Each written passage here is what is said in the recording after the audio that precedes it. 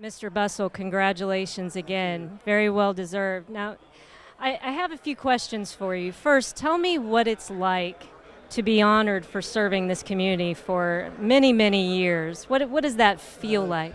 It's an ultimate reward, I would think. It's worth all the difficult times I went through as a mayor and also as a commissioner.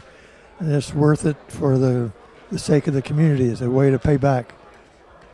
Now, when you talk about paying back, what are some of the highlights of your years of service, things that really come to mind that you remember that were meaningful to you over the years? You mean after military or? You can. I know you have exemplary military service as well.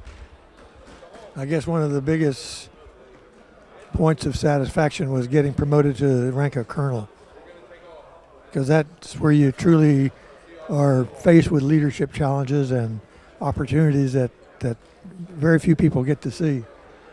And then being mayor of our own town, I think is quite an honor as well, because we were able to do a lot of things that needed to be done. Things that have been neglected over the years, sewer pipes that had to be replaced and roads that had to be paved and potholes that had to be filled, and then commission, billion-dollar company that you have a little bit of an influence on how it goes, and that was a big challenge and a big opportunity for me.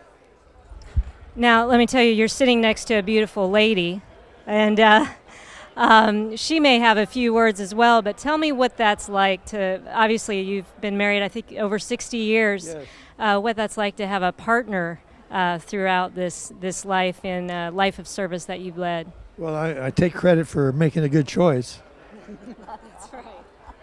He's smart. If you had one piece of advice to give the younger coming up when they're looking at managing time and family and service to the community, anything you would have to say for those coming up, those next leaders, that next generation?